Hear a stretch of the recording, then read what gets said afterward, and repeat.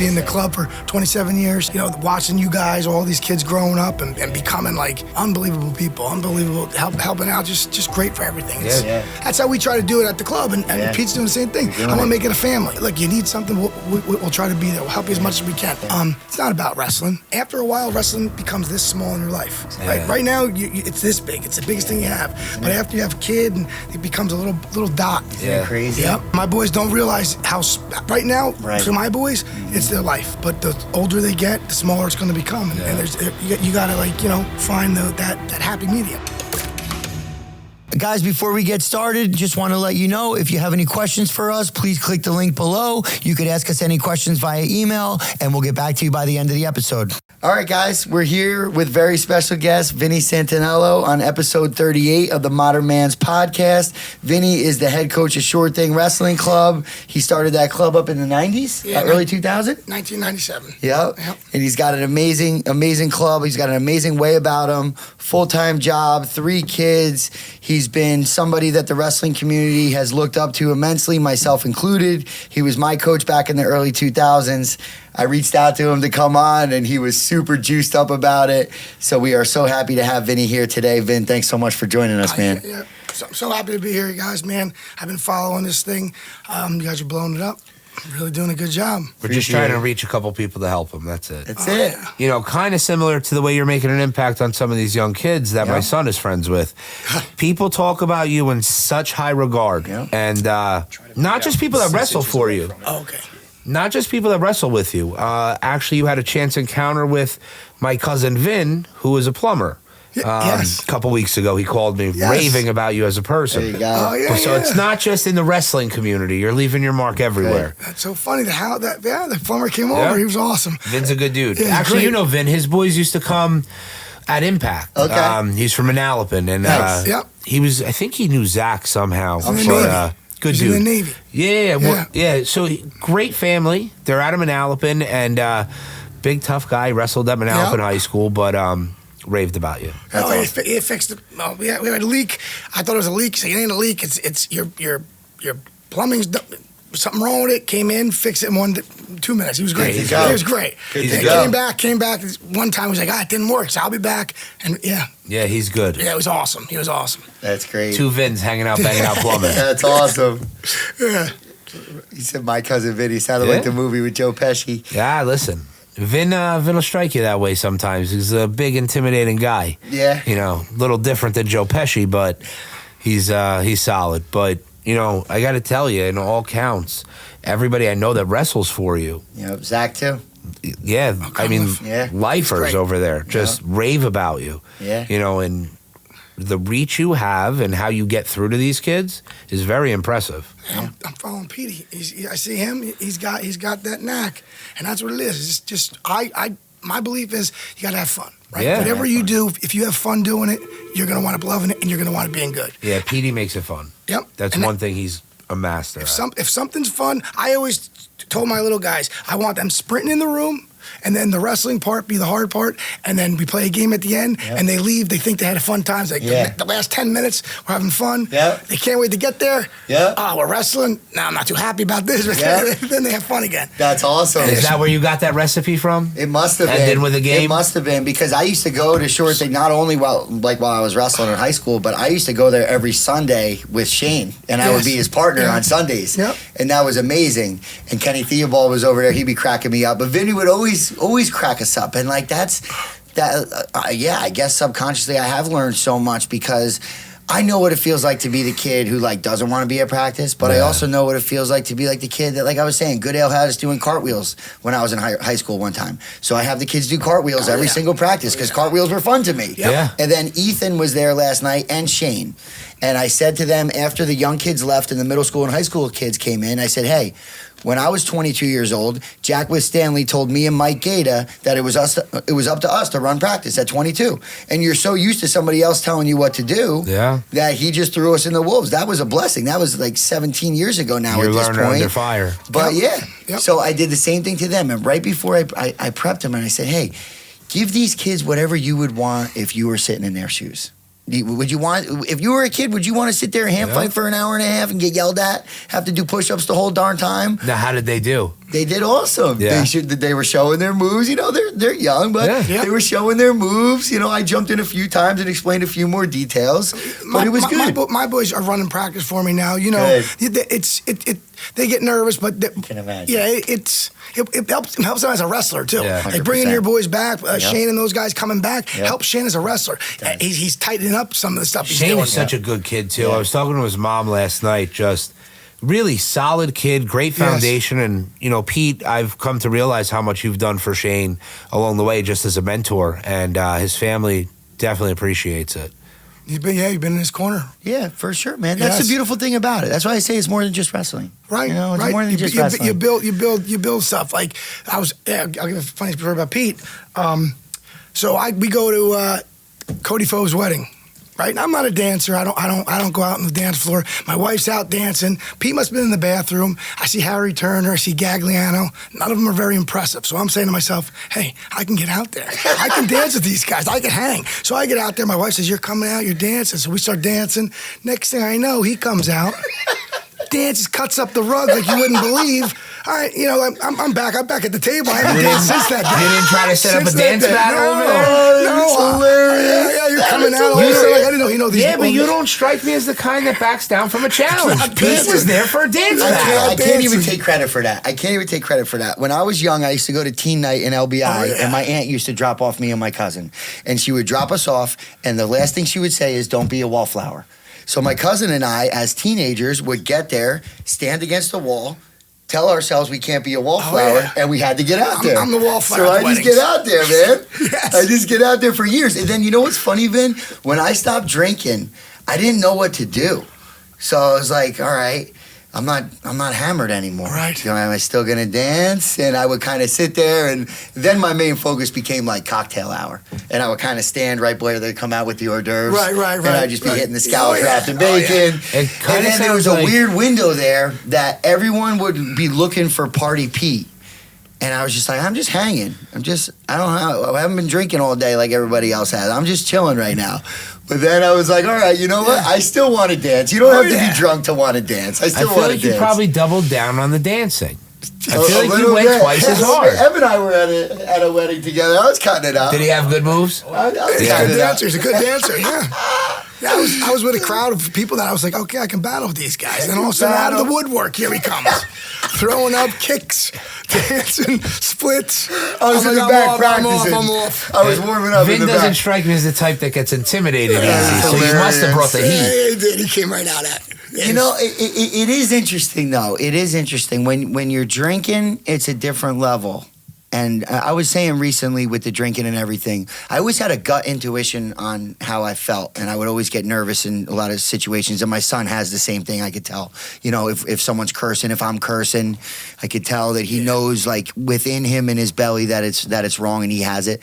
But from, like, 18 to, like, 29, when alcohol was in my life, I lost that. Like, I didn't have any more... There was nothing in my gut telling me this is a bad idea. That little compass that keeps you centered. It was all just like magnified. But then, like I said, it was a little bit weird, and it's still a little bit weird now. Because like if my wife's got a few wines in her and she's ready to dance, and I'm just not there, I don't like to force it. Okay. I don't like to force out on the dance floor, and the song's got to be right, you know. I don't dance. Period. So no, you don't dance at all. Nah. How many events have we been to together? You ever seen me dance? Yeah, I noticed that. I'm not out there really at all, but I saw those guys. I was like, these guys. You were trying to battle. You got better moves than Harry Turner for sure.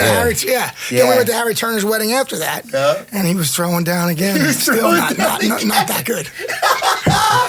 You know what? Harry Turner and his dad was around the Predator program. And, you know, he's got one of those wrestling stories that we still talk about all the time. You know, if he had every reason to pack it in middle school, you know, when things weren't going his way.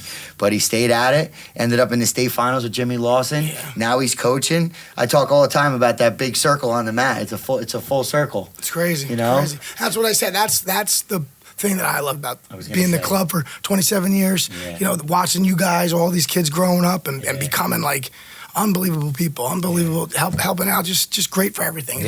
Like really Pete said, it's a lot more than just wrestling. Yeah, that's how we try to do it at the club, and Pete's doing the same thing. I want to make it a family. Yeah. I want it to be. Like, you need something. We'll try to be there. We'll help you as much as we can. Yeah. It's not about wrestling. Yeah. You know, after a while, wrestling becomes this small in your life. Yeah. Right now, it's this big. It's the biggest thing you have. But after you have a kid, and it becomes a little dot. Isn't it crazy? Yep. While you're in that window, though. Yeah, my boys don't realize how right now. For my boys, it's their life. Yeah. They you know. But the older they get, the smaller it's going to become, and there's you got to find that happy medium. But you seem to have found that balance and found that medium and kept it a major part of your life and integrated it into your family. Yeah, well, For sure. Which Pete's kind of doing as well. I mean, like Sunday, I ran to pick up Mace. He wasn't ready yet. Abby shows up a half hour later with the 3 kids. The whole Reilly crew was at wrestling practice. You've brought your family in and they've embraced it. Yeah. Which is nice. It's your passion. It's a little tough right now. Vin, people tell us, Billy and I's kids are young. I saw a bunch of pictures come up on your story yesterday, your kids young. Yeah. They say you're going to miss these days. But while we're in these days, what is there to miss? I know. Bro, it's chaos. I know, but listen, it gets worse. The older they get, the worse it gets. Now we keep hearing. We were in the ACCs. Big problems. We were in the ACCs for Vincent this whole season, with this coming off the surgery and stuff like that. He had the season. We were probably more nervous this year. Wow, every year I can't tell you what's more nervous. I say it's this year, but last year was the worst, and the year before that was the worst. Next year's gonna be worse. Like with Vincent, the funny story was he was good, right? As a 6th grader, I always give the story. Qualified, we go to Hal qualifier. He takes 3rd in the qualifier. He says, does pretty good. We think that's good. He qualified for states. So 2 weeks later, states come up. I wake him up. I have to go. I wake him up. I say, Vin, we're getting ready to go to states. You got to get up. He opens his eyes, looks at me, and goes, Dad, I took 3rd in the qualifier. You really think I'm going to do anything at this state tournament? So I'm like, all right, you don't want to go? He's like, I don't want to go. I'm like, don't go. I go to the tournament. I have to tell the tournament director, the guy's pulling out. It's my son. I go to the bracket. I see the bye. But 2 years later, he winds up taking like 7th in the state. He takes 7th as a 7th grader. And then as an 8th grader, he took 3rd. Do me a favor. Before you keep going, stay on that 6th grade real quick. What was going through your mind as an amazing wrestler yourself, a guy who's had his own wrestling club, coached all these amazing hammers? Was there any type of ego or anything as you walked up to that table? Because I know that you have this great approach with the parents and you give them such amazing relatability that the middle school years don't mean anything. So did you have that with your own kid? Yes. Thank God. I did. It's hard, okay? Yeah. You got to take away what you preach. Yeah. So deep down, I'm like, oh my God, my kid's not. Right. Should he be in this all-star match? Should he be wrestling this thing? Should he be doing this? Should I be pushing him more? Yeah. They weren't. Vincent wasn't that boy. Vincent didn't want it. That, though. Yeah. And you didn't push. But no, I never did. Never ever did they wrestle in the Super 32. Never did they wrestle in the Anthony with the Fargo one time. Yeah. I made it fun for them that Tuesday and Thursday, or if it was Monday and Wednesday, it was part of the family. My wife would get up, she was going there, the whole family would go there. Yep. Anthony would fall asleep half the time and go on the couch. I would have to wake him up and say, you practicing? He's like, no, but he's there. Yeah. And as long as the boys are doing the right drop steps and all this stuff, it's going to click. You're right. And you don't know when it's going to click. I love it. If you keep doing what you're doing, and like I said from the beginning, if you love, you're going to be good. If you love something, no matter what it is, if you love it, you will be great. Yeah. And once they fall in love with wrestling, which it's a hard sport to fall in love with, right? You're getting beat up. The only time we yell is when we're mad at our kids. We're outside of those parents on the side of there screaming like, what are you doing? They look over, Dad's mad, Mom's mad. No, we're not mad. We're you got to control your emotions. There are parents that will ruin the sport. Always. I mean, we were in Pennsylvania for the Escape the Jungle, and I mean, some of these guys are all over their 7, 8, 9-year-old kid, like visibly shaking the kid, like making the kids cry. Meanwhile, my kid's getting tech-fold, and I'm yelling, keep going, buddy, you're already... I'm literally sitting with Johnny Ryan screaming, you've already won, just don't give up. You've already won. He's like, Dad, look at the scoreboard. Yeah, he comes up to the mat, he goes, you're not mad at me? I said, bud, you didn't get pinned, you didn't give up. We're good. I said, you won today. You showed up. I told him when we started, leave it on the mat and nobody will be mad. But if you lay down and you wasted the time, you should have just said I didn't want to be there. Yeah. But he didn't quit. He left it on the mat. Yeah, we had that with our boys. Like they would go to a tournament and see a name, and it was like, oh, this guy's really good. I'm going to get killed. And we always said, look, this, it's an individual sport. But when you're with the team, Vincent a couple times had that happen, like where he's like, this kid's really good, and got beat up. And I don't know how hard you tried, but I said, even my wife got on him one time, like, hey, we don't care. Individually, you want to lose, but when you're on a team, you got to give your effort, and that's all it is, just giving an effort about getting out there and competing. And then I'm telling you, you're gonna feel better about yourself when you compete and you lose. You say, Dad, I was close to that guy. Like I could have beat. You know what? If I believe it, I could have beat him. That's it. That's what I was thinking. Maybe he wasn't giving max effort because he saw the name. Yeah. Right. He was already kind of defeated before he got on the mat. Well, Vincent's like me. I'd rather not do the sport if I'm going to lose, right? So I want to do a sport I'm going to be good at, So if I'm not, I'm taking a break. Vincent doesn't like to lose. Anthony the good thing about my son Anthony. He doesn't like really other sports. He likes wrestling, and like he likes to compete. Like he likes to see where he's at and test the waters, right? Yeah. The better the guy is, the more happier he is. Where it's like we're always worried, like with wrestling, it's 90% mental, 80% mental, whatever it is. You got to find that balance of who's what. Yeah, like, I could tell Anthony, hey, you're wrestling this kid. I wouldn't say anything to Vince. Hey, how's this kid? He's like, Dad, is he good? I don't know. Go out there. You're going to wrestle him 10 minutes. After the match is over, you tell me. Because you're going to know better than I know if he's good or not. Yeah. So it's funny you say... That's two kids that grew up in the same house with two different conversations that he needs to have with them. Too. I can imagine. Sammy's a bulldog. Yeah. She she's out there yelling. I don't understand these guys. How do they lay down? I would never get pinned. I would just jump around. I would jump around. Speaking of never getting pinned, there's an amazing stat that I'd like to share. Rod Cunliffe has never been pinned. According to Zach, Roddy has never been pinned. I believe it. In his entire wrestling career. Yeah, they were tough boys. Hell yeah. They were good. Zach's been pinned. Roddy hasn't. You know what? But Roddy has had... Like, you could still see that in life now. He's got the business. He was the Navy deep sea diver. I mean, he had to do things day in and day out up to where he's at with his three kids at home. And he's still got that you ain't pinning me mentality. And it lasts way longer than just the 6-minute match. Yeah. Roddy brings some motivation to the table. And there's two other kids that grew up in the same household. Zach would be in the back of the state qualifier playing tackle football, and Roddy would be in the hallway looking at the brackets. Right. They came up in the same house. Right. Zach would get on the mat. Roddy might have been a little bit fearful. He was looking at all the brackets. He knew all the kids' records. Zach didn't know who he was wrestling. Yeah. So Max asked me, after his first match, he got pinned. Then he pinned his second kid and then got teched. But he asked me before the second and third match, are these club kids? Now, he's 6. I know. Which is crazy that he even knows this term. But he's really a rec wrestler. He went to Triumph twice because one of his buddies goes there. And I said, Bud, it doesn't matter. I said, we're just here for the experience. But he's worried about who he's wrestling. He comes off the mat. Can we wrestle rec kids next time? Yeah. I said, Bud, just focus on having fun and leaving it out there. But... you get in your head, and the wrong parenting or the wrong coach will let that kid sit there and say, these are club kids. Yeah, it's a club kid. You got to get out there. He's going to kick the shit out of you or whatever. And I saw parents Hammer, losing though, we it. don't know the rest of the story yet. Yeah, I know. All we know is the tournament that went on in Pennsylvania this past weekend. And you know what, too? You always, what you do in your club now and wherever you go, you want to coach every single kid the same. Because this 6th grader might be like, oh my God, this kid's going to be really good. And you're gonna coach this kid up. But we don't know where his life is going to lead, right? Yeah. He might burn out of wrestling. He might. And now this one kid here, so you try, the one kid you just left on the back burner 3 He's years now later. A stud. Yeah, he could be the one, right? Yeah, so, exactly. Or he could have been the one, but because you left him on the back burner, he doesn't like wrestling. But he could have been that really good kid. And even the really good kid could have had way more of a ceiling, but he was getting gassed up and he had a false perception of reality that 3 years later and doing the wrong things. Who knows what you're doing? Who knows what you're doing, right? Yeah, choices, outside. What kind of person you're going to grow up to be. Yeah.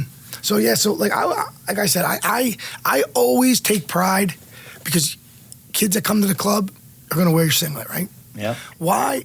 If I have this boy going out there and wearing the singlet and going out wrestling and not being very good, right? Or getting pinned, or just not, the technique is not there. He's just not that good. That's the ones that I worry about. The ones that'll win, you're going to get people coming, oh, he's a short thing kid, all that. Yeah. But the ones that struggle, go to the tournaments and are supporting you, and you go to someone, hey, you should try short thing. Oh, I wrestle short thing kid all the time. I pin those kids. I pin those kids. Well, you know what? I want everyone to say, hey, the one thing about short thing is they know their stuff. They're tough. Yeah. Every one of them. So when I see a kid make a mistake, we bring it in. You know that, right, Peter? Like it goes 5 minutes. Plus, I have ADD too, so that could help. So on the one move, I'm like, all right, bring it back in. Let's show that move again. Get it right. And some days we leave sweaty, and there's some days we leave. There's not a drip of sweat, but I'll tell the parents, hey, we had a really good practice today. Yeah. And they don't know that sometimes because they think sweat is a good practice. Right. No, good practice is getting that technique down, hitting that move 115 times, 20 times perfectly. And you know what? You're getting the move, and mentally you're becoming better. Exactly. I've been saying for a long time. Were you going to say something? Just that Johnny Ryan credits you for a lot of the success JP is having now. And says you've refined him completely. I mean, he came into you, Johnny will say, with zero skill. Just pure aggression and a ton of dog in that fight. Yeah, he was just with Mason last night. Yeah, and JP's such a nice kid, but when he gets on the mat, he turns it on. Now, he wrestled in the 8U Open at Escape the Jungle. He got beat in his first match, battled back, and took, I think, fourth.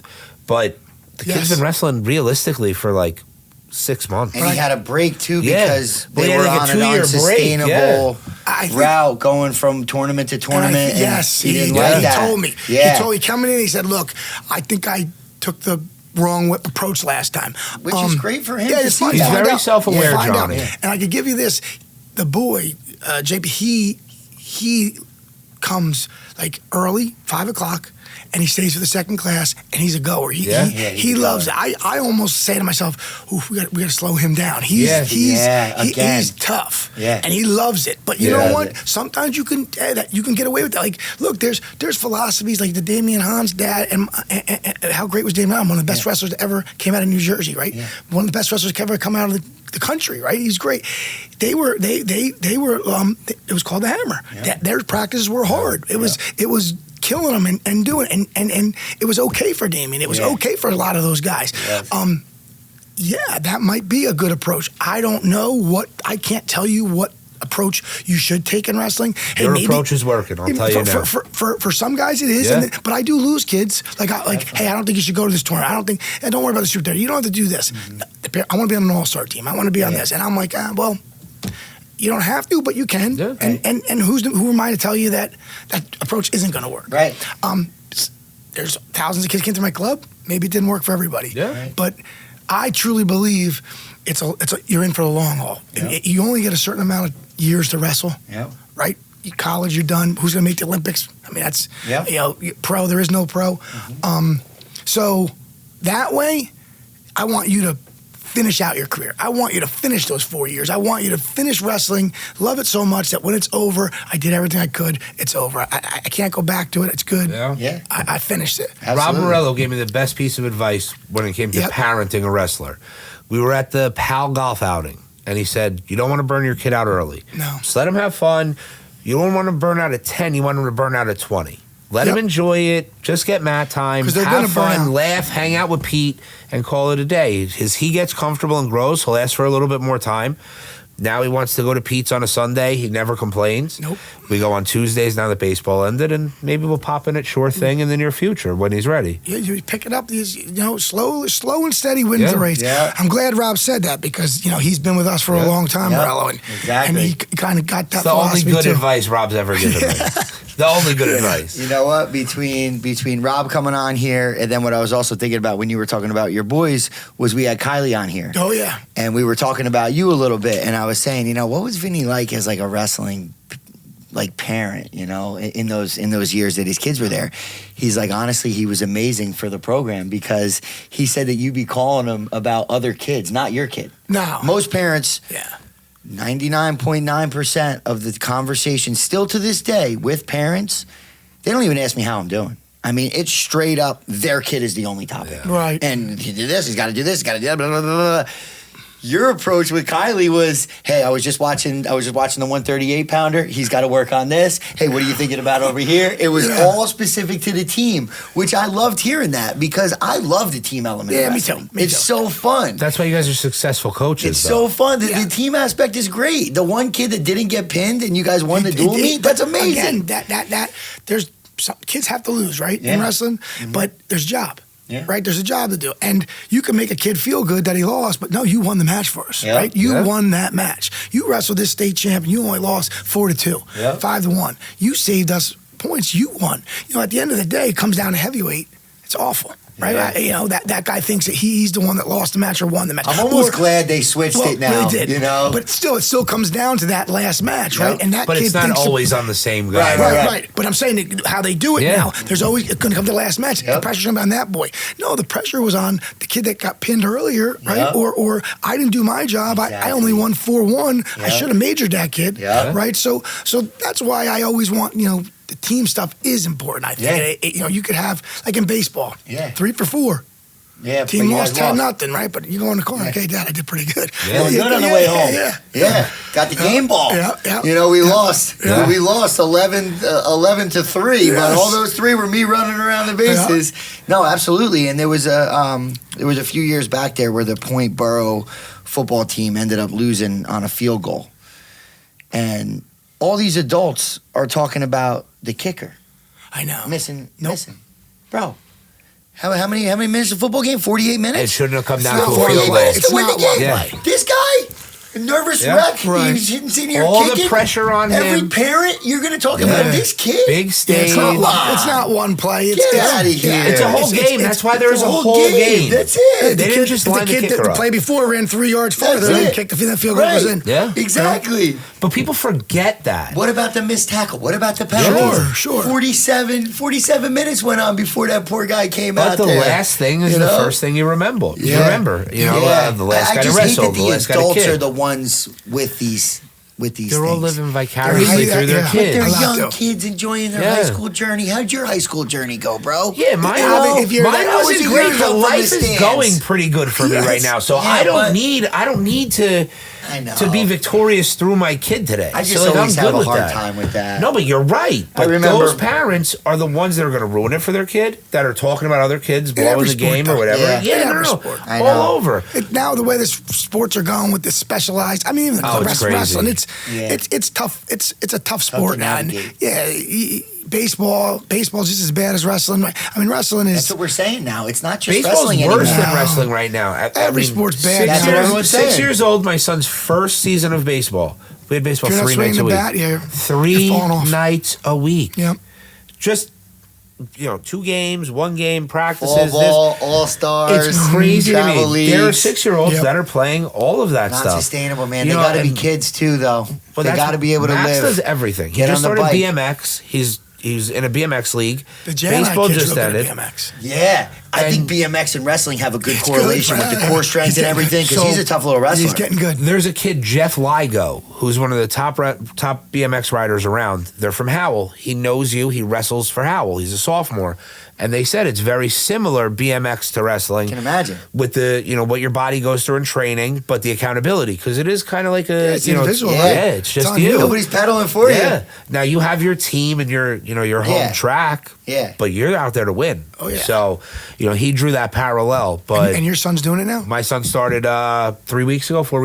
Yeah, he's got his birthday party on Saturday at the BMX What time track. is that, by the way? 1 o'clock. And where's the BMX track right now? Central Jersey BMX. Right up here on Route 9. Yeah. Really? It's right Scotty behind Kramer. FC Bikes. There's a few cow kids that were good at Definitely. It's probably because it's right there, And you have the other family over there, too. The 2 brothers. I forgot their last name. Irish last name. It's going to come to me after the fact. But they're over at Short Thing, too. And they're BMX kids? The BMXers. Dale, Mangan. Oh, yeah. McGann. They're BMX people. Yeah. BMX up. is They're getting good, big. too, those kids. Both of them. Yeah. Both of them are really good.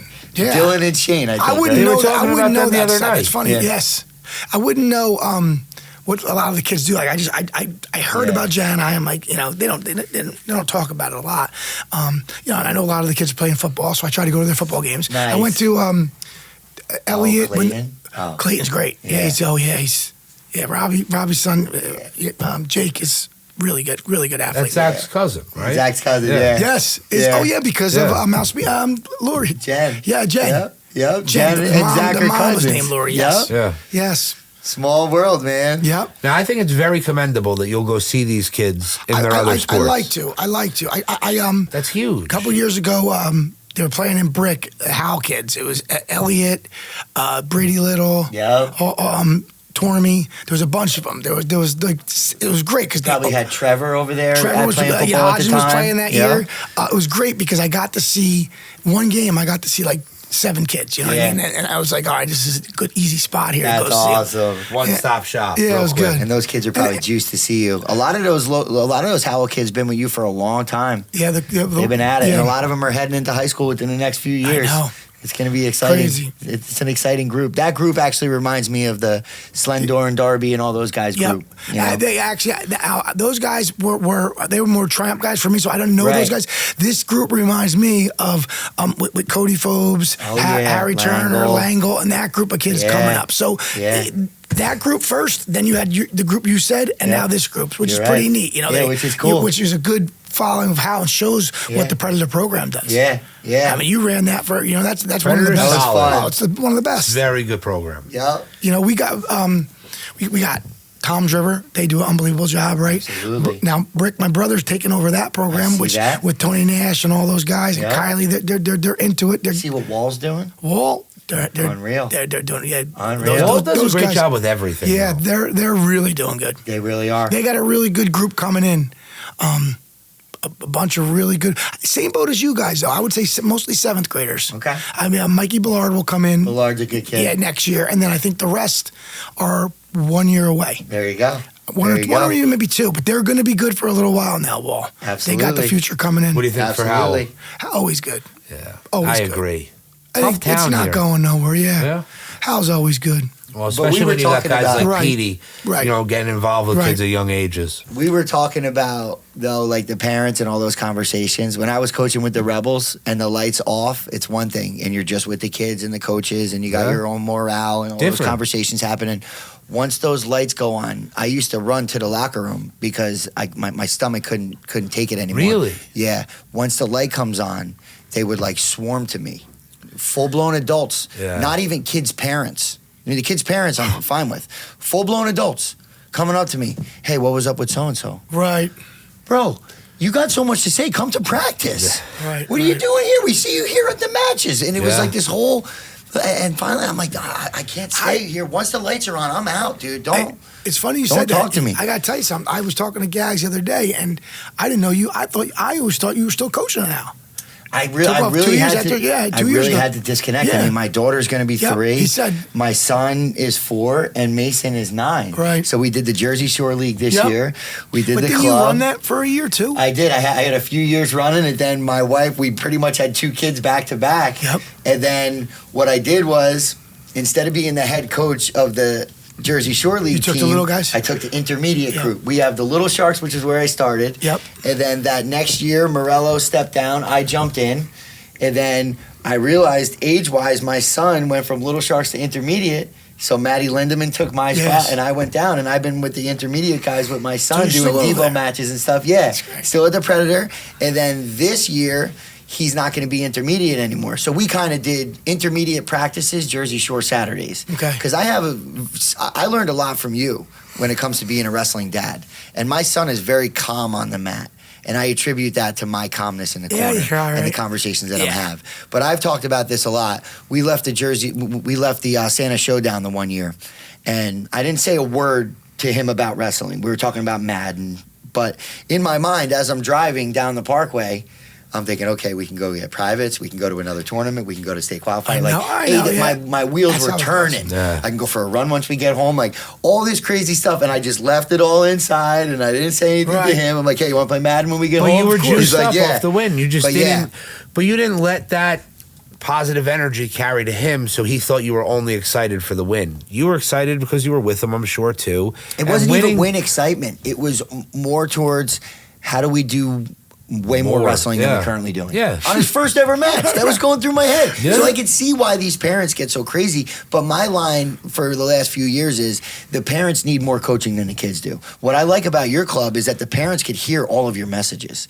There's some other clubs that the parents aren't anywhere to be seen, which is great for the practice time. But what happens in my mind is if the parents are secluded, they're creating their own narrative. They didn't hear all the messages that you just gave the kid.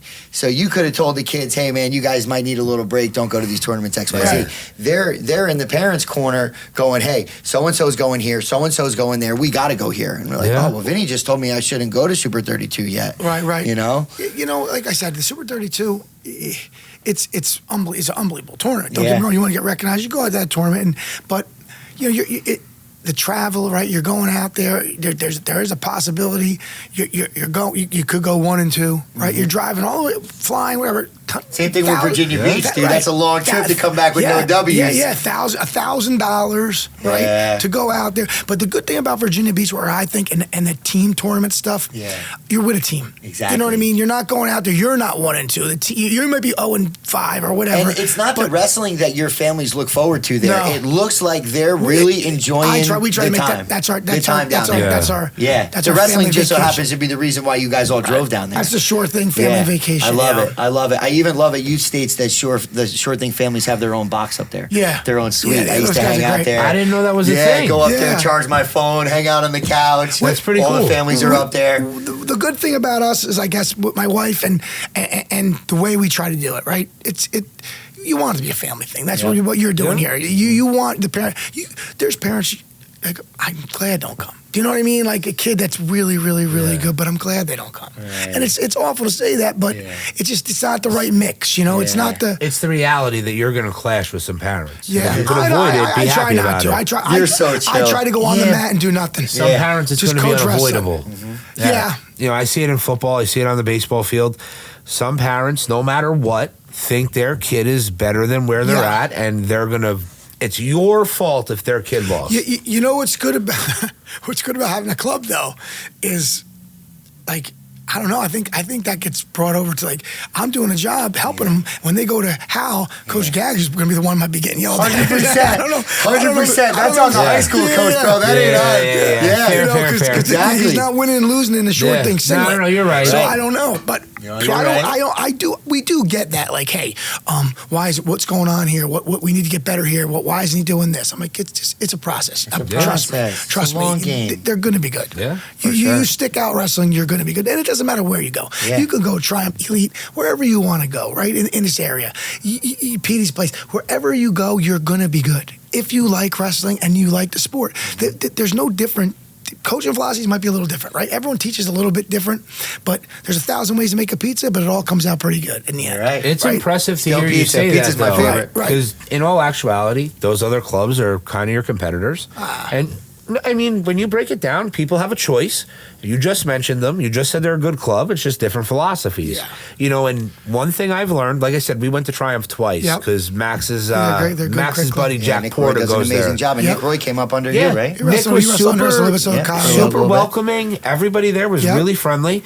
But you, from what I understand, I haven't experienced it yet, have gone above and beyond to make that family dynamic. So your philosophy is a little different than maybe the guys at Elite or at Triumph. I think that the short conference is where it's at because of a lot of different factors. But those clubs that you mentioned, in my mind, they've been around for a long time, and they all have that family aspect. They all seem special in their own way. Those clubs, we'd only be so successful in the old Region 6 if it was just the high school teams. Yeah.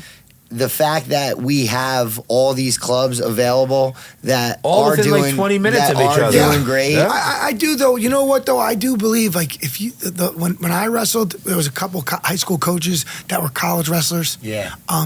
Now, like, there's some really, really good high school coaches out there. Like these guys like really were good wrestlers in high school and really good and wrestled in college. Back when I wrestled, it could be a gym teacher. You know, not in my school. I got lucky because Mr. Caravello was our coach, and he was a Division I All-American. But we were going against like people that were gym teachers, and we were just so much better than them because we had a coach, and there was no clubs. Sometimes you see that on the middle school level still to this day. Middle school level, you'll see a lot of that. The science teachers, the wrestling coach. But I don't see that in the high school anymore. No. You look at these people that are coaching, and it's a grueling, terrible paying job, right? As a coach in anything. You don't do it because you're making money. Like Coach Kiley we were talking, he's got 2 kids now. He's getting $6,000, whatever, around that, right? To be a high school wrestling coach.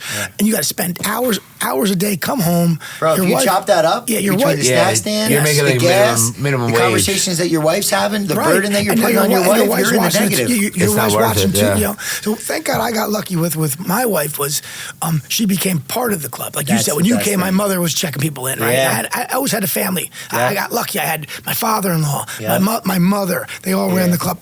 All I did for 27 years was coach wrestling. That's all I've wanted to do. I don't know what it costs. My club costs. People ask me, how much does it cost? And I have to talk to Marlena. I know. I really don't know.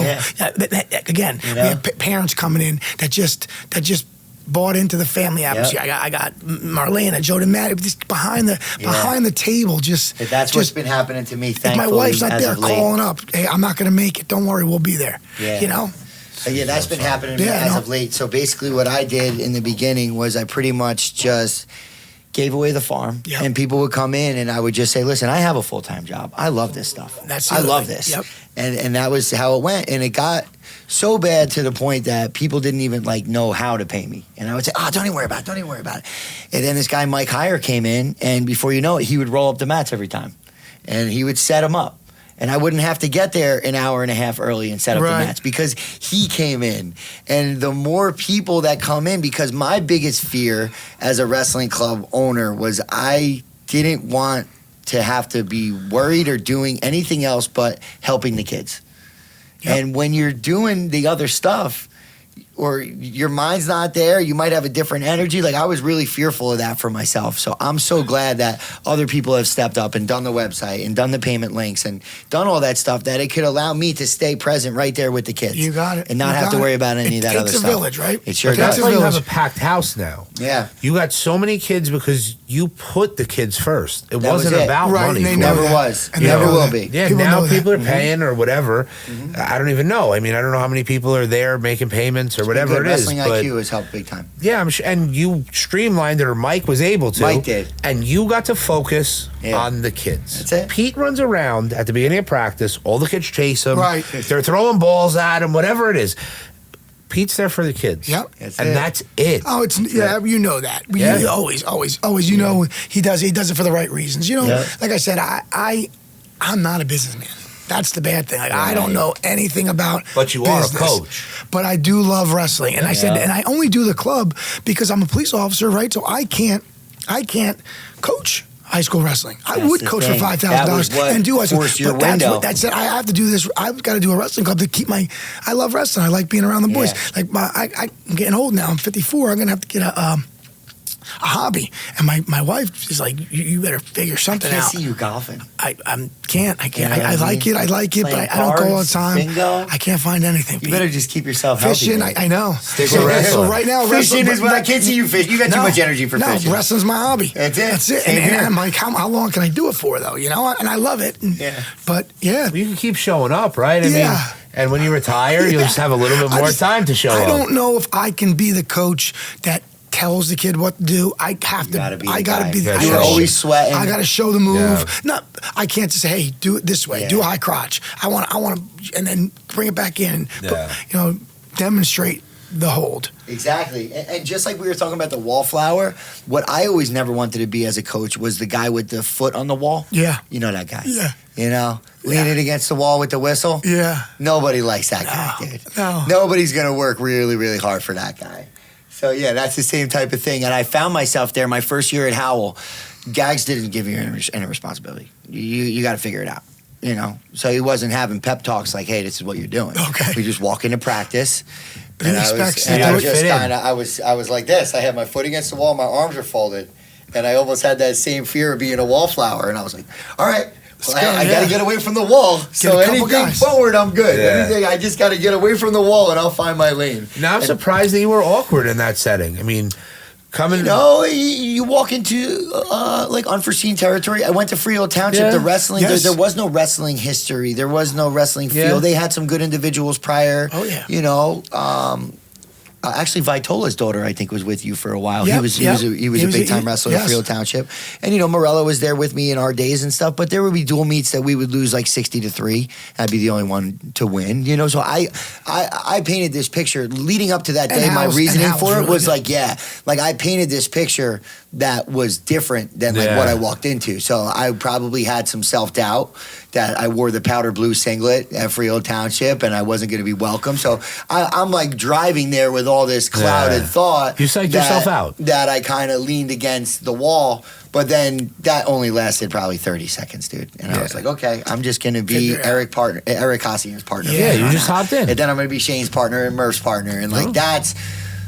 What I miss about high school is that Murph went to your school. He went to Johnson and Wales. Yeah. He's done. He graduated. Yeah. He just graduated. Coach Morris said he's going to go down as one of the best students in school history. Really? Which the Murphy that we knew from high school wasn't your straight A student. Wow. So something shifted in his mind when he went there, and he loved his major. It's like business. They trade on the stock market. Yeah. Just like you said, you got to love something to be good at it. I told you. He loved it. He went all in, and he was straight A's guy.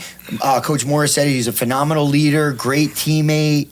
And, when he was in high school, you see these kids from 14 to 18.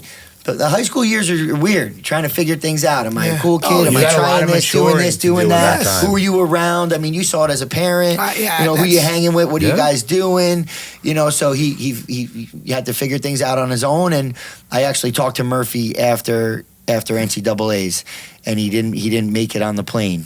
And I had to talk with him for about an hour and a half. And when I got off the phone with him, and then I talked to Ethan a few days later, who fell short and wasn't an All-American, and I started realizing that those stories resonate with the masses of wrestling. We get caught up with the 5 guys from JWU that were All-Americans, but they got 40 guys on the roster. Sure. So 35 dudes felt like Murphy. Yep. And then Ethan's at Elizabethtown. So his best friend, Dylan Waller, was an All-American. So Ethan's sitting there thinking, oh, man, my best friend was an All-American. I'm like, dude, you can't forget, bro. You can't forget your whole journey, dude. You got on the plane. You qualified. You were right there in the mix. You wrestled at NCAA's. Accomplished a lot. But then you have this feeling that gets created amongst chasing the hardware, especially on the college level. Well, think about my son really Vincent. We're going through that right now. I can imagine. He got himself all the way up ranked number 12 in the country. Hurt his shoulder, but people didn't know that he had wound up hurt his shoulder. He had to get another shoulder surgery. Wrestled the year with the hurt shoulder, and was like a little bit better than a 500 wrestler. But he was but his schedule was brutal. He wrestled Dayton Fix, Rugio. He wrestled. And the 8 All-Americans, he wrestled 7 of them. The only one he didn't wrestle was I think there was a stat that was one of the toughest. Vincent wrestled the number 1 schedule. And at 133, he wrestled the hardest schedule in the country. Yeah. And then it came down to a vote to see if Vincent would go. Right. He had more quality wins than the other guy. There was 4 criterias. We thought we had it. We won 3 of them. The only one we didn't win was his win percentage. The other guy had a little bit of better win percentage. But somebody had a lesser schedule. Right, but we didn't know this. So it goes down to he doesn't get to go to nationals. He's the highest ranked kid in the country. And not to go. That sat home in every weight class. So that was a tough. How long did he sit in that tournament? We went. We were all kind of miserable. We all flew out. He was out with us. He had to go. He had to make weight because if someone dropped out, he was in. So he had to make weight. The poor guy had to go out there. Now his shoulder was falling out at the time. Like they didn't know if he did wrestle. Tough place to be. If he did wrestle, I don't know if he could have even wrestled, right? Because his shoulder was that bad by this point. Goes out there, watches nationals, and he beat like 9 guys that went there. That's you know, tough, but just too. different color. Yeah, He has 9 guys that went there. He said twice. He said, "Dad, I'm gonna we're gonna take a walk. I can't stay too long." Yeah, He don't blame watched it, came back. I was like, "You okay?" He's like, "Yeah." You know, stayed where Anthony was writing notes down. Like he's like, "Oh, I can't wait to be here next year." It was two different views of this national tournament. Vincent was upset about how it went down. Yeah. But listen, you were the worst case scenario. You're the 34th best wrestler in the country. There you go. Right. Take that. But here's the funny thing: if he wrestled in the tournament, he would. If he qualified for the tournament, he would have been the 16th seed. If he wrestled in the tournament, he would have been the 31st. His criteria was good enough to be the 16th seed in the tournament. Isn't that crazy? He was ranked That's 16th in the wild. country. Yeah. Yeah. Wild. But So how nice is it that they're both teammates now? oh, it's great. And love now it. we were One-stop talking shop. with Kylie that Evan Talmadge is coming. with them. He's He's coming. there. He's Okay, there. so he's there. Evan's there, He's with and- them. So and- the band is back. The band's back together. And they're so- all different weight classes somehow. Yeah. How did that play out? Evan- Who's the Evan- heaviest? Anthony. Anthony's 41. Anthony's the 41-pounder. He's big. Evan is the tallest, but he's the skinniest. I'll tell you what, And- Vincent had himself a winter. Yeah. So they did good. So we The two of them. yeah. The two of them. It's been really, really special. Yes, It's been really special. We're super excited now with all these No, I'm guys. sorry. I said Vincent. Anthony. Anthony's the older one, right? Anthony's the younger one. Okay. Vincent. He was the first one that was at Pitt, right? Yes. And then Anthony transferred. Yes. Okay. Anthony never transferred, so he was going to go to Oklahoma. Oh, gonna go, but then ended Coach up. Roselli wound up resigning, and then Anthony didn't want to go there because he wanted to go there for the coach. Excuse me. At least he was smart enough to realize right. that. And it was far right. We don't know if he would have made it. And then it would have been me and Christy going from. That would have been brutal. How we going to Oklahoma? We got to get to Pittsburgh. Oh my God! Right. So he winds up saying he's going to Pitt to see his brother, and the guys always said, "When you coming to Pitt? When you coming to Pitt?" And he's like, "I'm going to Oklahoma." And then all of a sudden, Coach Roselli resigned. The guys got on him, and he wound up, going to Pitt, which is great for us. He then wind up getting hurt. He got hurt. It was crazy. So, but the good thing was this. Here's the funny thing. The other Coach Gavin just hired Coach Roselli as his assistant coach. So the Oklahoma coach that Anthony would have had is going to be his assistant coach. See how it works out? Yes. So That's amazing. And He's got to be pumped. and we got real lucky. I got to tell you, this is what I tell you. You got to find the right spot when you're looking at college. It comes down to it. It's the person, the coach. All these coaches are good, but some of them, it's a business too, Yeah, right? it Again, is. and it's way more, and it's their job. It's I understand totally a that. business. It's their job. But I'll give you a story. Vincent goes to Pittsburgh, gets offered his full ride, goes there, practices, says he gets hurt, came home. Now, we didn't sign the paperwork yet. He said they offered us a full ride, signed nothing. Vincent gets hurt, he comes home. Gavin comes to our house 2 weeks later. Vincent has his MRI, we don't know. I get the phone call in the car. It's me, my wife, Gavin and Vincent in the back seat. Oh, no, it's me and Gavin, Christy and my wife in the back seat.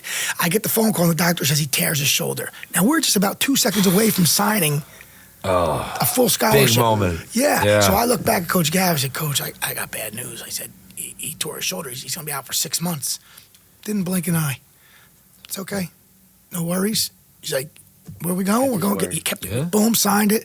Yeah, awesome guy. And You run that same scenario down programs across the country. Nobody's doing that. That ain't happening. That speaks That volumes is about not that. happening. 9 scholarships you only get. Yeah. And I know coaches that take away scholarship if the kid has a bad year. They're taking away money. So far, the good thing about Coach Roselli and Coach Gavin, they both said this to us. I'll take money away when you do the wrong things. Yeah. When you're drinking, It's warranted then. when you're doing drugs, Yeah. I'll take money then. Yeah. You're wrestling, that's my responsibility. I got to get you good. I signed you because I think you're a good wrestler. That's and if you're awesome. not the one I thought, well, you know what? That's my mistake. Yeah. But you know what? And you can earn money, but you can't lose money. Like he might give someone a half a ride and be like, but you can earn more. You can earn the rest. You're going to keep the half a Yeah. ride. Yep. You might earn more. I love that. You know So what I mean? ultimately, you found a college program that kind of operates how you do. Yeah. Open arms, welcomes you into a And it family. was just, they're just great. I mean, Yeah. and look, Vincent is not the best on the team, right? He's one of the freshmen that are really good. Anthony didn't wrestle at all this year. I say Coach Gavin calls me every 2 weeks. checking up on how's everything going. How's everything? What do we got? What do we need to do? He's looking for the next big studs out of the short conference. Maybe. But I also think like he's just like that kind of guy, you know. And I'm sure he's not. I was busting chops. I know. Yeah, I'm sure I'm not the only one that he's doing that to. You know, exactly. He's calling, and like I said, Anthony didn't wrestle a lick for him this year. He's 8-1. He wrestled 8 matches, all red shirt matches. And every day he was like, checking up on him. How's his grades? That's cool. Yeah, and that's going to be the next step you guys are going to go to because it goes like this. It does go like that. We're seeing it. I keep saying that my oldest son is halfway to 18. It's awful. He's 9. Our oldest, Anthony's birthday was yesterday. Our oldest is 20, so our youngest is 20. Sorry, it's awful. How old's your daughter? 24. And she's the oldest. She's the oldest. Vince is 22 and he's 20. And she's running some gymnastics runs, right out of the club, right here on Route 9, right on the Freehold border. I thought she was running out of short. Did she build out a short thing? She built it. Perfect. She's got, it's unbelievable. It's called Jersey Legends and she's killing it. Where is it? Heard of it. Right down the road. Right. Okay. The Freehold border, you know Tommy's Tap House on this side? Well, you would go, it's on the other side, it'd be on that side. Oh, for what's that, Three Brooks Road? Right by Lemon, something. Lemon, the restaurant. The restaurant Lemon, right next to it. Yeah. And she's got about 70 girls already. God bless. And it's different than wrestling. They're with her for the year. You sign up one time, you stay. So one sign up, 70 girls. That's her passion. Yeah. She loves it. We tell her, I told her though, she's got to get her, I want her to get a real job too, you know what I mean? Because the wrestling coach, even with me, I don't consider. It's your love. But in this world, maybe she can make it happen. She can make it happen. But then you know what? I tell everyone, if this was my only job, and I have Petey Reilly coming to my club, and then all of a sudden Petey Reilly says, I don't like it here. I'm going somewhere else. Now I'm upset. You're going because you know why? Yeah. Because I need. It's a business. It would go against your whole field because I know darn well that you've literally given people opportunities to go to your club that the parents didn't have the means. Oh, yeah. That element would be out the window. Yes. Like, hey, sorry, I got to keep the lights on. I couldn't do that. I'm sorry that you got this situation at home, but you get to keep it as a hobby that way. Yeah. You have your primary source of income. And this, honestly, I do the club to pay the rent, and we do good. Listen, my club is very big. It's got enough kids. I do better than paying the rent, but that is my ultimate goal, just to pay the rent and my wife, be able to go out to dinner with her because she's busting her butt. Yeah. I mean, all behind the scenes is all her, and I don't do anything. Yeah. When I tell you nothing, I don't do anything. I love that. I coach wrestling, and that's it. I love that. Yeah, but that's I take out the garbage because she puts it out there for me, and I take it. You're deserving of a nice steak dinner every now and then. Think about the time and effort you're putting into not these kids wrestling wise, but growing them up, maturity as a person, watching them develop. The fundamentals on a mat, but the fundamentals for life too. That's what I hope. And that's what we hope. Bro, you're crushing it. I mean, you're giving these kids a skill set to succeed and persevere. So yeah, you might not be doing much other than coaching wrestling over there, but you're giving them tools for life. And like I said, don't sell yourself short. The best thing ever is when I see guys like people just making it. You know, man, that kid's killing it. He's doing great. Like we were talking about Ryan Robbins, right? Yeah. I had him in. He got kicked out of school. I had him in little kids' school, and now I look at him and he's doing well with his thing, and everyone's doing. It's unbelievable, and that's nothing to do with wrestling, but just seeing kids that I look at, kids watching you guys do what you do. Yeah. Harry Turner, running beats the streets. Yeah. Isn't that crazy? Joey Langle. He's the head coach. East Brunswick. Oh, we have so many coaches. We have Luke Eckloss now. It's short. We got guys. That's also a neat thing. That's really cool. I got tons of guys. Like I feel like I'm Bill Walsh. Did Johnny Post go to short that thing? Are coming back. He did a little bit, but not really. I think he went. My brother went to short thing a few times when he was younger. Yes. But I think Johnny and him went a couple times together as well. And he post game a couple times, sure. Yeah, and look at Johnny now; he's crushing it. Yes, crushing it. He's doing real well. I feel like building a hell of a program. I feel like as much as you saw the sport in a time that the science teacher or phys ed teacher was the coach, TC&J played a huge element in getting young wrestlers back on the mat. I personally feel that has regressed over the last few years.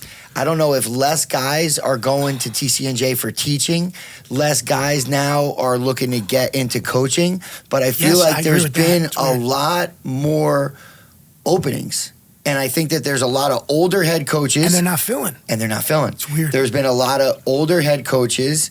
And then the younger guys, I think, are a little bit realizing like, hey, man, I got these kids at home. I'm on the bus. I mean, this is 3-4 hours a night, day in and day out. I'm at the tournament all day Saturday. It's pretty thankless of a job. It is. Going back from forfeits, like $6,000. Yeah. You're not getting the people coming out anymore. It's interesting.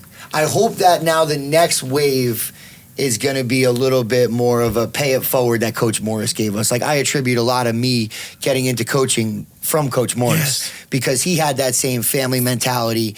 He walked me down to academic services when I almost failed out and asked the lady to give me another chance. You know, more than just wrestling. It was so much more than that, and we all felt it. He wanted you to graduate. Yeah, that's what I said. I was that kind of guy too. They said he Ice loved was special. wrestling. Yeah, he loved wrestling, but he liked making sure you got. Oh yeah, Kylie was telling us that he would go around. He would talk to the janitors. Everybody knew him. Everyone got free gear. He ran that school. Yeah, he ran that school. Yeah, TC and Jay really held it down. And Mike and Dave were teammates together. Yep. Crazy that. How cool is that? Yeah, two brothers. Dave Kiley was my favorite partner at Sure Thing ever. Yes, I loved him as a partner. Yeah, he's good. He was the best. So, what did you love about him? Oh, dude, lunch pail guy. Hard ready to work, dude. Always ready to work. And that's you. He was like the hardest working dude that I was like ever around. He was hard working. And now I hear about him with the Mustangs, and he's still got the lunch pail. He's still going with the guys. But what I was going to say before is what I miss about coaching at the high school level, because now I coach with the little kids all the time, which is a lot of fun. But I miss practice. Yeah. I miss like the grind of practice.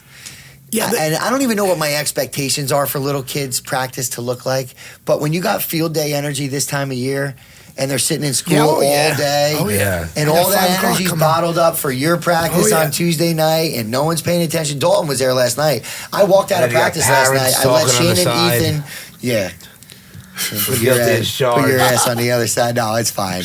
It's fine. Great. But no, but last night, I pretty much, Dalton was there. I was like, dude, guys, this is 2 strikes now. I'm like, have you guys ever seen me lose my cool? I know. And the one kid raised his hand. Another kid was like, yeah, this one time I saw you. I'm like, I feel it brewing now. I know. I feel it brewing. You will. I feel it festering, guys. So I went outside. I sat down for a second. Billy comes up to me. You want some deep breaths? I'm like, no, I don't want deep breaths. And I just sat there by myself. And I went in. Shane and Ethan had them doing scarecrows. Yeah. And I'm like, oh, you guys doing scarecrows? Nice. And like, I got it all back. But I was like, man, this field day energy. You want to know why? Because I'll tell you why. You have passion, and you were going to feel, because I always feel this practice is not going to be a good practice. We're getting a bad practice. And I feel like I'm ripping you off. Brewing. Yeah, ripping you off. I feel the like parents are looking over. They're paying. Mickey Mantle said it. Yeah. You got to pay. When someone comes in, I try my hardest. Use that Mickey Mantle line. Someone's watching me for the first time. I want to do my best every single time someone comes in. I want to do my best coaching possible. And you know what? When these little kids are fooling around, you're like, you start getting those. You're like, come on, we got to get a better practice. And, you know, this kid's first day here. I always tell that I always want to show my best every time you go on that mat, right? Just best practice ever, because someone's watching you for the first time. Yeah. You're right. And they're making your first impression. Yeah. So it's super important. And then that's why you bottled up like that. That's why I burned you, because you're like, this practice ain't going the way I want it to go. Right? No, the parents are paying practice now. was going when pretty the good. parents weren't, but not in his eyes, right? Not in my mind. And, but that was my point. So everyone else, right? It was They fine. have no clue. It was fine. Right. It was fine. And I didn't show it, and I didn't yell at anybody or freak out, but I felt it brewing. You probably know that feeling really, really well. I'm not and I know lie. that some of these local Howell kids like to talk to her in practice. Oh, yeah. So don't be afraid to let them know. The parents are really cool, too. Clay's mom was talking about you running outside, sitting down. And we sat down. Well, she thought it was great. I mean, bro, you were self-aware enough to take yourself out of the situation. You didn't freak out. You just ran out the door real quick, sat down, cursed me out for asking if he wanted to do some breathing and meditation, and got back to it, which, you know, that's having that control to take yourself out of the situation. I was texting you. I felt so bad. Yeah, I didn't do anything, and I felt bad. And that's having the self-control to get out of that situation, especially with such young kids. And then Dalton was there. I'm like, Dalton, I'm usually have a different vibe. This isn't our vibe. You still had the vibes, I looked over at him. I go, turn the camera off. But you're right, because when I go to the little kid practice, right, I get the little guys come in at 5, right, and then comes the middle school kids, and they're They'll test you. They'll test you. Yeah, they will. They're the ones that think they're coming good. into their own. Yeah, they think they got it all figured out. Yeah, so I get even more mad at that class. But then Tuesday and Thursdays, it is a little bit of a blessing because then the high school kids come in. Yeah. Now I do get some that don't want to work, and it gets me mad. Why you come? Like, like, you're just wasting time. Your mom and dad, your mom and dad are paying. Come on, just get better, right? Just get better. And you know what it is? Don't even get better. Just show up and try. Yeah. Like, just work on it. Maybe you never get better, but give it your best effort. And then you will get better. Why do you come? Yeah. Like, it's an hour, right? It's only an hour. Come.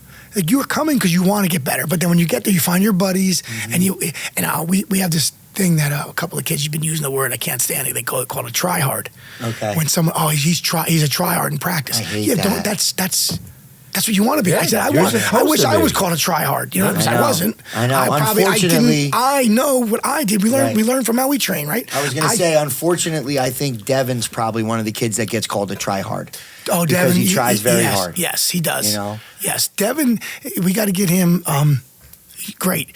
Every practice, he's like, after practice is over, he's like, hey, coach, can I work on this move here? I got to do this. I said, Dev, I gave you an hour and a half. You could have been working on it. I said, yeah. He has to take me down 5 times, slam me down. I'm like, and he's a strong kid. This is strong kid. I love Devin. Once he believes in himself, I tell him all the time, Dev, you believe in yourself, you'll have a good, you'll be all right. I know. That's why I love that the Zanetti boys created wrestling mindset. Yes. Because my biggest problem, I always had the physical tools, but I either didn't believe in myself, I had a lot of self-doubt, I was very nervous before my matches. Just how you can handle it. How you can handle it. Exactly. And Kyle Dake says that pressure isn't something that you could buy at ShopRite. He's like, that's a human feeling. Yeah. Kyle Dake found a way to harness it. And embrace it. I found a way to use my wrestling journey to now I could see the kid who's a deer in headlights. Yes. I could see the kid who visibly looks the same way I did on deck. Yep. And now it's like, hey, put on a different song. Go out in the hallway, bounce around a little bit, take the pressure off. So I created what I thought I needed as a coach. Yep. And that's what I tried to relay to Shane and Ethan last night. That means you're going to be successful. Try to give them what you think would have worked for you, and it's going to work for them. Wait, that means you're acting from the heart. Yeah. Your intentions are pure. You're going to win. You're going to successfully run your club and build a program. Yeah. It was just great to see how you first started back in our days, because my group was very early on for you. Yeah. And I remember the place. I don't remember exactly where it was at. Small, dark place, low ceilings. The furniture store. We started at Fitness 2000. Here's how it started. It was probably 2002. Okay. So 5 years in. Yeah. I remember you finally getting some good kids. I started the club with my little nephew, my cousin, Stalin. He... Casey, his father would always ask me, can you help him? And I came back from college. I was like, oh, yeah. So we'd go to Brickmore, and I was trying to help him. But then the AD finally said, Vin, I can't really, you can't come. He was letting me, and they said, you can't come in here. So I was like, all right. So then all of a sudden, John Powell, remember that name? Yeah. John Powell. His father. He was one of the hardest workers I saw, too. Yeah. Tough kid. His father owned Fitness 2000. And they had a spin class. It wasn't going good. So he's like, why don't you... I heard you got kicked out. My son wants to wrestle. Can you go in the back room? And I started wrestling with those guys. People were poking their heads in. It started like almost at a daycare. Like parents be like, "Hey, can I drop my kid off here while I'm lifting?" And drop my. And then we got the numbers. Seems kind of similar. Similar. Yeah, it is. And then I'll get it. So this kid Jesse Eslow comes to the club, first high school kid. Now Powell's only in the 8th grade. Casey's in the 4th grade. Jesse Eslow comes in the room and. He said he just left the Hammer. And I go, oh, all right. He goes, I want to sign up for your club. I'm like, your high school? He's like, yeah, first high school kid. I work out, and I thought he was okay. I go, how'd you do last year?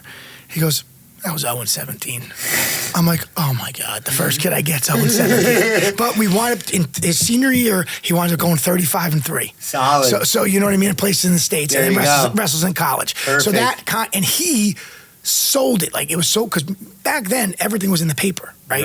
And John Earl Livingston would write articles, and Jesse Eslow just sold Short Thing for him. He'd be like, I was 0-17. Well, what did you do to be this? He's like, I went to Short Thing. I worked out with Vinny, and then I started getting guys, and people were going to the edge, and I kind of got away with it. You didn't have to go all the way to the edge. I was getting kids, and then it would leave me when they got really good, because the edge had everybody. Yes, and then I didn't have the high level. Then finally, the Absagami kids. I remember that group. They came in. Yep. because something What happened. brought them there? A club called. That was a big ride for them. A club called Renegade. And that was the peak of Absegami You got wrestling. it. It was Wade our- Black? Yeah. You got it. They're Yeah, all my guys. all those guys. They're all my Yeah. guys. Brian Bridge. I still talk to those guys still today. He's got the chills again. So what happens is they come, and their club down South Jersey guy stops doing it. Okay. He gets old, so they wind up coming up here as the closest club, and I wind up getting those guys. And they were the number one. Well, at the time, they were Wade like Black was they a were stud. getting ready I to be the remember number that. one team in the country. They were building. We wind up getting to number one. They become the number one team in the country. I have every one of the kids in my room. They're working out with us. And now Nick Roy comes in. And he's like, hey, well, if Wade Black's here, I don't have to go to the Edge. Now this guy comes in. I don't have to. If Ryan Bridge is here, I can stay and work out Ryan. You know what I mean? Yeah. And those guys, because the Edge was way too far for them. It was an hour ride for It was me. in Kenilworth then, right? Is in Kenilworth. Yeah, my brother went there. Yeah, great Ernie. I'm still super tight with him. Oh, sure. Yeah, me and Ernie talk. He's great person. And there's a lot of the club guys I get to really get along with. That we come in, around here. It's hard because it's not that we don't get along. It's just that I think people look at it different ways. Like I think they look at it as a business. A lot of them, and me, I'm fine with it. Like I said, if I close down tomorrow, the only thing that would hurt me would be my hobby. Yeah, I was just going to say, I was going to try to answer that for you and say your hobby's gone now. It's not that I'm hurting for the money. Right. You know what I mean? It's like Stuff a primary that. source. Right. No. So, but it was that's how I got lucky, got started, and then it just rolled, Yeah. And then my mother was coming in. We were like, well, we got to get a bigger place. Got to get a bigger place. And now we're at this place for maybe 10, 11 years now. Solid. You think you need a bigger place again? I could, but I don't know if I could do it. I mean, listen. I could use it, but I don't know. There's days where we're 100 kids in the room. That's wild. Yeah, 100 high school kids. Yeah. But now How do you keep up? I'm doing good. That's the one thing I am pretty good at. Because for all these years and being in smaller places, I separate it pretty good. Good, I get the got workout it. going, Yeah. and then I separate it. And that's get a it lot where of kids. there's not that. Yeah, we have more than 100 sometimes. It's crazy. Like Sundays, we're like 75 pictures are kids. sick. How's Yeah. the? I miss those I Sundays, know. dude. We'll bring some guys over. We'll get my together. practices are Sundays. Well, then so- we'll come to you. Okay. That would be sick. incredible. That Why would won't be we? sick. That would be awesome for everybody. Like, bring Anytime your you I want. miss those a lot, man. I used to go every week with listen, Shane. What you do one day, say, hey, look, we're going to have a joint practice with Short thing. That's cool. And we'll come to you one day, you come to us, we'll bring the little kids, we'll do everything you want. Oh, man. Oh, yeah, anytime you Oh, man, want. let's Oh, shake out. I That's pretty promise. We cool, got man. Father's Day this week. Yes, this week. So Yeah. are you going to go? I'm trying, I'm but gonna- they said that we can't. They said we can't get into the PAL. Come over. So I might have to just come in. If you want, what time do you do for club? Right the same time you do. I was going to say, do 10:15. it an hour later, and you Yeah. could use it. And use it. Well, I have two groups. I do the tots from 9 to 10, and then I do youth from 10:15 to 11:15. If you private want- group for 45, and then girls. If you want, if you can't use it, come at 9 o'clock and do your, because I Maybe I'll do the whole club at 9. go in there and do it at my club. That'd be sick. Use it. And then Stupid question: is it big enough? Obviously, it is. If you got, thing? well, I've never been there. I mean, I hear you got 100 kids in the room, Bro, but I got a 42 by 42 mat, bro. Our fair, kids fair, would have fair. more than enough. Yeah, We're but gonna if be you're climbing up the bringing poles. the tots, No, The older kids. he's saying to bring the whole group in. yeah, but that's what I'm saying. So you're going to bring the is there gonna tots, be enough for the the whole older group? kids, the high school Yeah. kids, the girls. Or you just say, Still got hey, enough listen, room. we'll do the tots now, and Yeah. 10 o'clock I'll stay with us then stay with them. and guys come at 10 o'clock and Then work I out can us. just stay and roll. All right, let me see what they do with the PAL. That might be the move. We're going Yeah. to go back to where we started, Impact MMA. No. And those guys were great to me. No. Well, actually, we started at the Hodgins barn. Yes. And that's why I started calling them the wall rats. They're great. Because the kids would climb on the walls. And that's why I started calling it the wall rats. Yeah, those guys, they get that family's incredible. Oh yeah, Yeah, they really are. They're wrestling people. Yeah. Yeah. Well, they are wrestling people now, but they're Yeah, but just they're good people. Well, they're just Division I Yeah, athletes that get it. that love the sport. Yeah. And you know what I mean? Yeah. And they are And all Trevor, in. Trevor All gave in. CPR and saved I JJ's know, life. I know. Yeah. And he only Unbelievable. knows that because Steve taught it He's to a him hero. because Steve's friend Acker went Yep. through what he went through. Yep. He's a More hero. than just wrestling. That's like the one thing, that kid. Yeah. He better be proud of the rest of his life. He saved, and JJ's a great kid. I know. You know what I mean? JJ's But still it doesn't matter. getting Everyone's a talked great about. kid. But I know. yep. And I know. he saved him. Yeah, I Give mean, him a fighter's chance, man. I don't think at that age, No. not a chance. Bro, you could do it on the test dummy. Yeah, but Now you gotta real do it in life, real yeah, life. real My life. my wife came home from the hospital. We were talking about this a week ago. My wife came home from the hospital. We're walking. She gets white. She passed out in my arms. I'm a police officer. I'm Seen supposed it 100 times. Yeah. I gotta call 911. What do I get up? And I was like, I thought I called 911. My mother-in-law says, you called me. I'm like, I called. Oh, she's like, yes. I go, Mom, she's okay. And then she was coming back. I'm like, it was crazy. It was. She had an operation and she got up too fast and she wanted her blood wasn't really, but I didn't know. And you're somebody who wears a badge and you've had it. Drops. Yes. That's they give my father this thing called midodrine when it happens to him. It raises his blood pressure. So like he's got some health issues, so he'll be in and out of rehab, and then he's at dialysis 3 days a week. When he sits and stands, if he drops, he will pass out. Yep. They give him midodrine, and it brings him right back up. Now, your dad is the one that started that, right? Correct. Okay, because I knew that. Yeah. I knew that. And Many now years you ago. and your brother, it's... Yeah, my dad had a stroke 6 years ago. It'll be 6 years ago. Actually, probably just about today. And he took a little bit of a step back, and he's had some health issues since. And now me and Michael show up and handle his day-to-day tasks. You guys are great. Yeah, it's awesome. That you guys are fair. That's the one thing we Yeah, try. yeah, No, unbelievable. Listen, we're not going to make everybody happy every time, Right. and we're not perfect. But we're going to try to treat you well, treat you fair, and treat you like family. Now, did your brother go to school with Morello? So Michael went to RBC. Yes, with Morello. I also went to RBC. Me and Rob had similar journeys, though, and had wound up not at RBC. Both went back to Freehold Township. Yeah. Okay. And Michael finished RBC. I finished at Freehold Township, and the rest is history, as they say. Because Morello, I think your brother came to Short Thing with Morello. It's a strong possibility. Morello used to drive me to Short Thing. He did? Yeah. Strong possibility. Wait a minute. Yeah. So, how much older is Morello than you? I was a freshman when he was a senior. Really? So he would drive me. He had like this 16 you changer were CD. Are you sure? You were in the... Because what? Rob's only a year older than me. Am I sure that Rob was a senior Yeah. when I was a freshman? 'Cause Rob- 100%. I graduated 04. I was a freshman. Oh. He was a senior. He 5-starred me. Yeah, I will never forget he was a senior. I will never forget. Yeah, it. Mr. Dano was a senior when you were a freshman, no? I had a star on my I had a handprint on my chest. Oh, sure. Yeah, he powdered me. You I know, thought he he definitely was a made me year cry younger. plenty of times. Then you came to the furniture store. Yeah. That's where It you was came. like low ceiling. Yes. Now, And where then was I the remember furniture Pine store? Grove. You does come. Yeah. That's where we go. To Yeah. Pine Grove. The furniture store's on Brick Boulevard. It's Brick Boulevard. You know what it is? It's a faith Christian church now, but it's a strip mall. The people that bought it bought the whole entire thing, and it's a Christian Saturday. It's some kind of religious. Okay. Yeah, That's cool. So I remember the whole plaza. It was no live. It wasn't much bigger than this place. No, definitely not. It was this wide. Definitely not. We got after it though. Oh, yeah. Yeah, but it Holes in sounds the like wall you like guys crazy. have Yeah. similar beginnings. Oh, yeah. I mean, this isn't that much bigger than Impact. An impact. Right. You know, Yeah. actually, my Impact first- wasn't much bigger than this. No, I my should say. first place. This was my second place. Right. A little bit bigger than this, but not much. A little longer than this. My first place was not that half. Yeah. Pete's first My place first place was the Hodgins Yeah, barn. yeah. We had just I mean, enough room yeah. for about 10 kids tops. Little, If you were little lucky. kids. If Little you were kids. lucky, yeah. Yeah, but sometimes we do off-season high school rolls, and you can get about 15 high school kids in there. But like Vinny said, you got to kind of rotate. Yeah, You you got- got to yeah. spread them out against the Yeah. wall and work them in. Yeah, so I remember Morello used to take me. I was a freshman. He would literally cook, too. I was impressed by him back could then. cook? Yeah, he would make me like this stir-fried dish. Yeah, he still Yeah, says he we'd have cooks like now. this stir-fried dish, go to practice. He And likes then once Morello graduated, then I used to go, then Zach used to drive me. Yep. Or Roddy used to drive us. He had a probe. So Roddy used to drive us. Then Zach used to drive me. My dad would take me, and then I would Your drive dad, myself. I remember your dad Yeah. coming. Yeah, my Yeah. dad would be in there. Oh, But yeah. prior to that, I would get Getting rides from rides. those guys. But yeah, my dad would be in there.